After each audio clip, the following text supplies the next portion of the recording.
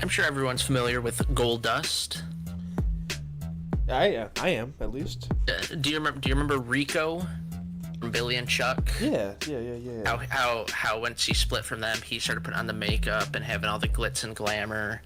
Um, there's other examples of this kind of gimmick.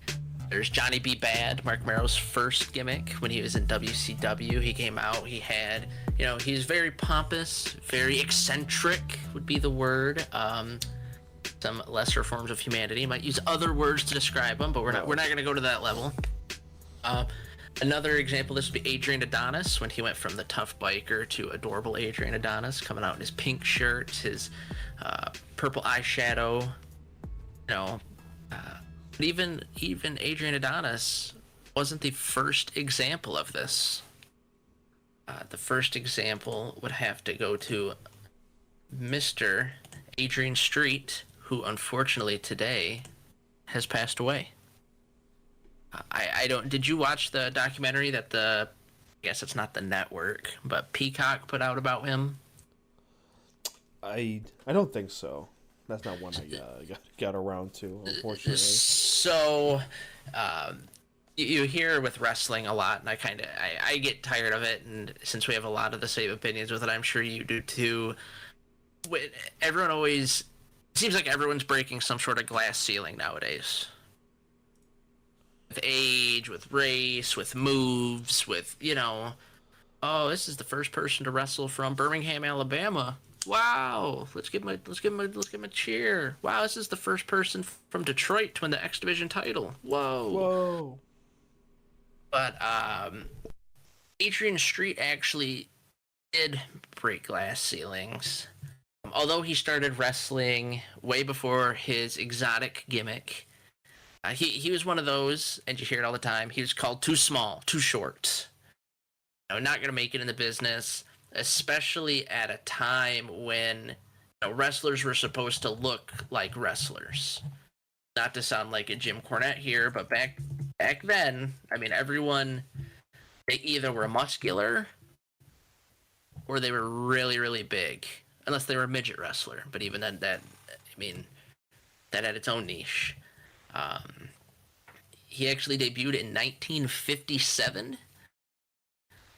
And although many people might not have recognized him then, or if they watched videos of him then, I think many people would recognize his exotic gimmick. He bleached his hair. He'd wear makeup, he'd have glitter, he'd wear pastels, he'd do mini pigtails. Even if you haven't directly connected it, I'm sure there's something, whether in a history of Goldust or, like I said, that Peacock documentary, where you've at least seen images of him. The most famous image, so his father and then he himself, because he's from England, they worked in coal mines. And after he got famous, he went back to the same coal mines he worked at in his attire. So there's a photo of him out there with all these men in their jumpsuits with their helmets, coal all over them. And then there's bright, exotic Adrian standing there. Definitely sticks out like a sore thumb. Adrian actually explained in one of his 7 books that the gimmick was born by accident. He was playing up to taunting from the audience one evening. I was getting far more reaction than I'd ever got just playing the poof. My costume started getting wilder. He also would introduce things that, as I said, you'd see Goldust, Rico, all of them do. He would kiss his opponents to escape from being pinned down. He'd put makeup on its opponents when they were disabled.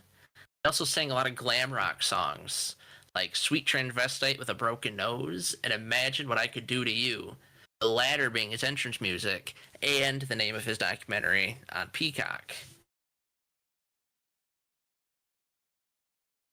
That he began in 57, but it wasn't until this exotic gimmick that he really came into his own.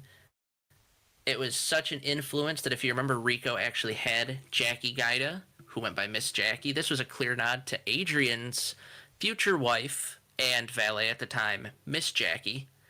They were one of the first to really do that dynamic duo. he quickly went through the ranks. He was huge over in England. He would fight in Germany. As I said, it was always feathery, always pastels, pigtails. It wasn't until 1981 that he came to America, though. And there, he wrestled at Stampede Wrestling. Of course, at the time, he would get his Bruce Hart, his Keith Hart, some guy named Bret Hart, Davey Boy Smith, Dynamite Kid. He went down to Mexico for a time, and then he ended up in Memphis. He feuded with Bill Dundee, the Fabulous Ones. He went to Florida, and he feuded with a young Scott McGee for the Florida title.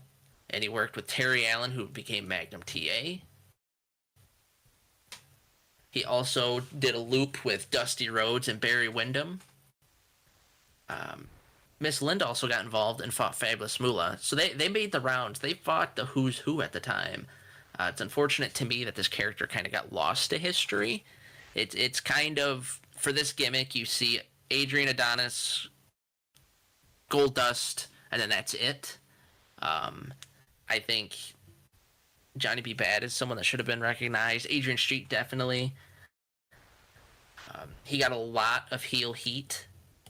An instance was, he cut Dusty Rhodes' hair in Florida. While in Memphis, he was told by Bill Dundee that in Tennessee, chicken shit heels thrived in the industry.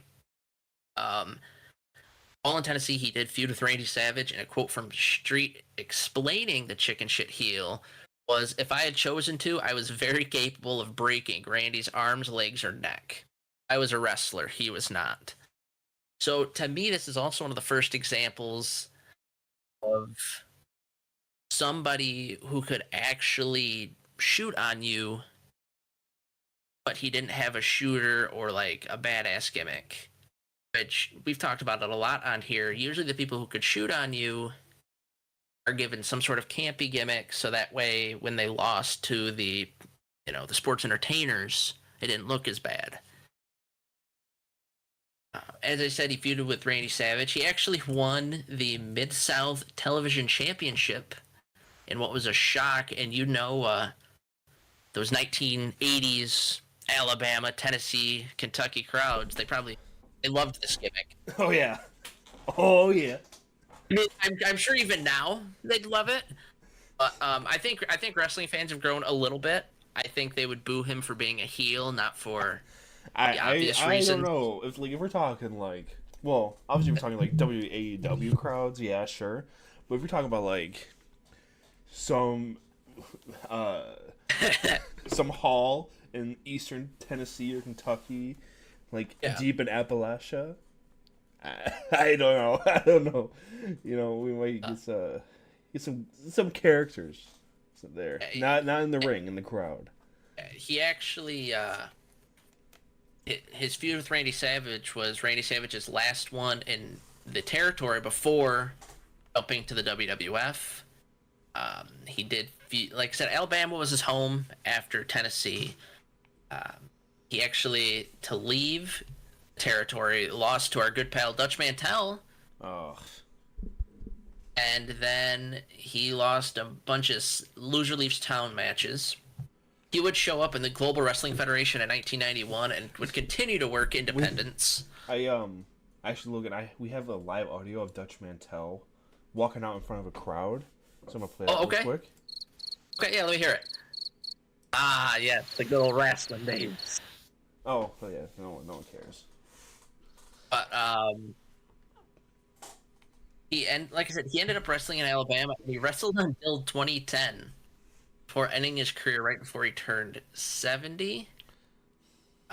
He never wrestled in the WWE, but with an interview for his book, Have a Good Week Till Next Week, Street said that he was offered a role once. They wanted me to come in as a manager for a new team of Johnny Smith and somebody else who would be called the Skinheads. It would have been racial white supremacist kind of thing. Because I hate anything like that. I'm curious when this would have been. I don't think this would have been in 80s, which would have been at his peak of popularity. This almost sounds like something that would have happened during the Attitude Era, during the gang wars. Did they have? Yeah, they had that. What, the Disciples of Apocalypse, which was essentially a skinhead biker gang.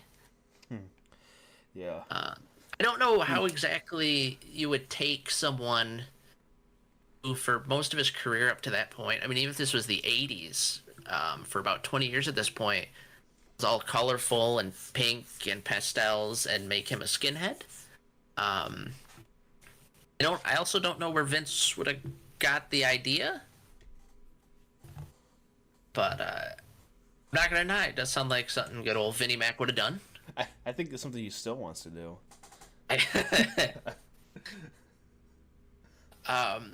As I said, he always prided himself on being an actual wrestler, even though he was called too short. In some instances, he would wear platforms in his boots. This was proved true, unlike the many times that you'd hear people saying Andre the Giant did it. Adrian Street actually did have platforms to give himself a little bit more height. And like I said, he wanted to be, a pro wrestler, kayfabe. It's one of the reasons that he wasn't a huge fan of of North America when he came over, because only certain territories really believed in keeping kayfabe. Again, talking about Randy Savage, he said, if I went into the ring and merely wasted Randy, I would also waste a great reputation every fan believed in. If, on the other hand, I made it appear that I was afraid to come to grips with Macho Man, the possibilities were endless. So Adrian had that mental capability, that mental strength to know that he just couldn't fuck up anyone. He knew who the hosses were, and he didn't want to make them look less than. My favorite thing he did, I don't know if you've heard of Jimmy Savile. He also recently had a Netflix documentary. He was a big DJ over in the UK. He actually was knighted as a sir. He would host the Top of the Pops, which was like their top 40, and he did it for a long time. He was regarded as just essentially a hero, a role model. It turned out that there was hundreds of allegations of sexual abuse made against him after his death. I mean, it was after his death, but the police concluded that he was a sex offender and possibly one of Britain's most prolific. The reason I'm bringing him up is because in 1971, Adrian Street refused to put over Jimmy Savile, a DJ and a broadcaster, not a wrestler. Savile was brought in for the big crowd, which, 70s, 80s, all wrestling promotions tried this. But what's funny is the night before, Adrian Street had just beaten the world light heavyweight champion George Kidd, who was considered a top technical wrestler on the lines of like a Vern Gagne, and wanted Jimmy Savile be put over. As I said, Adrian Street was not for this. Jimmy Savile looks like a fucking goblin. Like, there's this picture of him right here. Like, you Google his name. Mm-hmm. He has these. Well, I think they're famous. There's multiple pictures of him with these pink sunglasses on. Yeah. Long ass white hair. Looks like a fucking founding father. A cigar in his mouth and classic British teeth, barely hanging out of their life. No offense to our English listeners, but holy shit, this guy looks like a fucking. Adrian also recounted that Savile was wearing a gown and more or less aping, which is making fun of him, which the crowd loved. But once the bells sounded, I kicked and punched him all over the place, tearing clumps of hair out until his head was bleeding. He never wrestled again after that. So I'm assuming, I don't know in the timeline exactly where this falls, but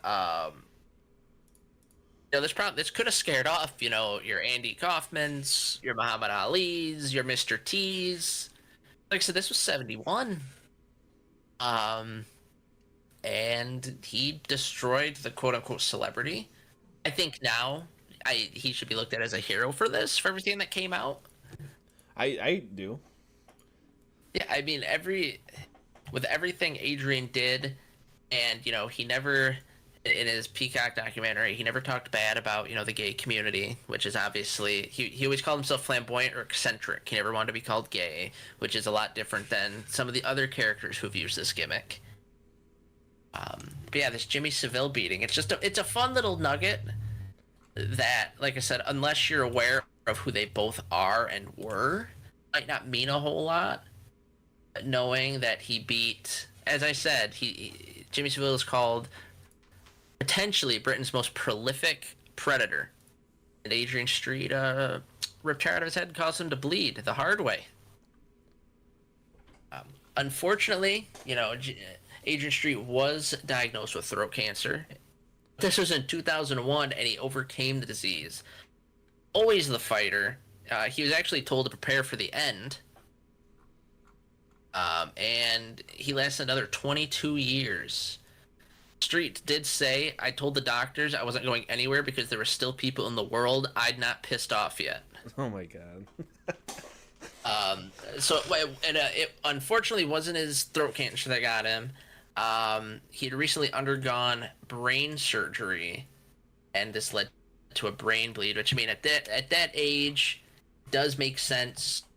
Doesn't make it any less sad, though, especially for someone, like I said, he broke so many glass ceilings, and he just didn't care. Again, you hear all the time of this wrestler not caring what fans think, this wrestler, but he proved it in the 70s and 80s, showing up like that to Alabama, Tennessee, Kentucky. I don't know of very many other people that could have done it, and to be able to do that, that he had to be a legitimate ass kicker, as I said. Because if not, he would have just got tossed around all the time.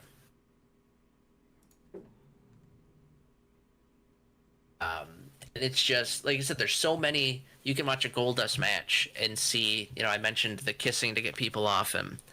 Rico did that. Johnny B. Bad, a lot of his outfits were inspired by him. Even, I clearly, the adorable Adrian Adonis gimmick was taken heavily from this.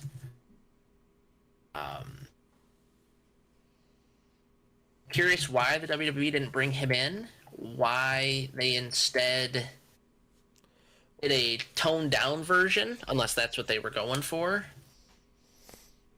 Well, they wanted him to be the racist skinhead. Yeah. So I mean, as far as I know, him and Adonis don't really have any true connection besides the gimmick. While someone like Rico actually was trained by Adrian Street, so it would make sense that he would, inherit this gimmick, this one that made him so popular, so famous. But it is just, it's another sad day, another piece of history, and one that, like I said, it doesn't seem talked about very much. That could potentially be set to the wayside, lost to the history books. I didn't realize before today that he had, like I said, he published 7 books about his life, about his time. Maybe that's who Chris Jericho is trying to catch up with when it comes to book publishing. I think Chris already has him beat. Chris has like 13 fucking books. But if you can, get one of his books. You can take time and watch his Peacock documentary, or just, go to YouTube. Certainly look up his Mid-South or any of his other Memphis wrestling. Even Florida, I could imagine the matches with him and Dusty tore the house down, especially with Dusty being, the white meat babyface at the time, and then this heel coming in. It's something that you wish you could have saw live, and you wish that they talked about just a little bit more. Now, my only fear for this, let me double check here.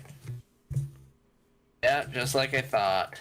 He's not in the WWE Hall of Fame, which means he's probably gonna go in that goddamn legacy wing. Yep. How fun. That's your favorite thing in the business, isn't it? I hate the Legacy Wing. Like, they just group up all the old timers that have some sort of recognition, and they're like, get in there. Let's just squeeze one more in. But don't let the Legacy Wing take away from Adrian's legacy.